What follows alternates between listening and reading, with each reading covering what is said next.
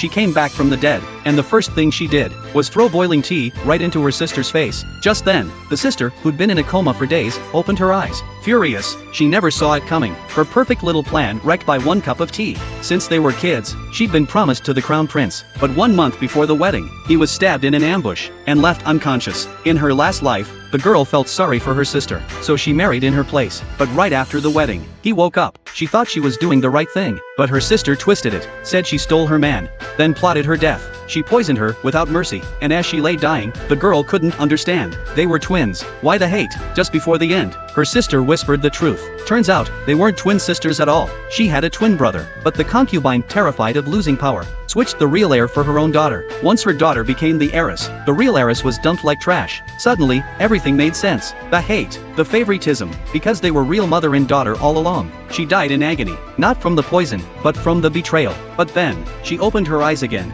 She was back.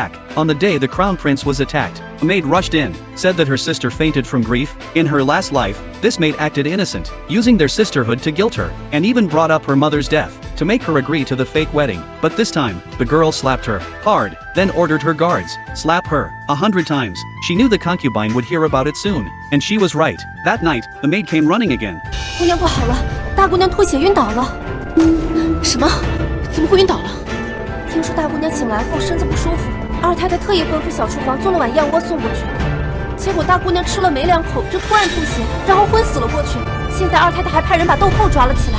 The girl followed her to the main hall. Her grandmother was there, pressuring the maid over the poisoning. With a look from the concubine, the maid turned on her. She claimed the girl couldn't bear to see her sister wasting away in a loveless marriage, so she ordered her to poison her. But just as the girl stepped forward to defend herself, the maid coughed up blood and died. She didn't expect that. The concubine was that ruthless, killed the maid just to keep her daughter safe. Even her frail grandmother saw the truth, but to protect the family name, she buried it. Later, they checked on the sister, still pretending to sleep, so she handed her a cup of tea and spilled it across her face. 你干什么？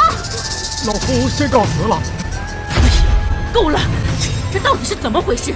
你在装病。 Exposed, the sister dropped to her knees, begging not to be married off. The grandmother usually favored her, but this time, she had no choice. If people found out she faked being sick to avoid the wedding, it would disgrace the whole family. The girl thought it was over, but a royal decree arrived. The imperial consort had named her to marry in her sister's place. Her father was furious, said he'd go straight to the emperor, but she stopped him. She already knew the concubine was behind it. The consort was her ally, so she smiled and said yes, because the real game, it was just getting started.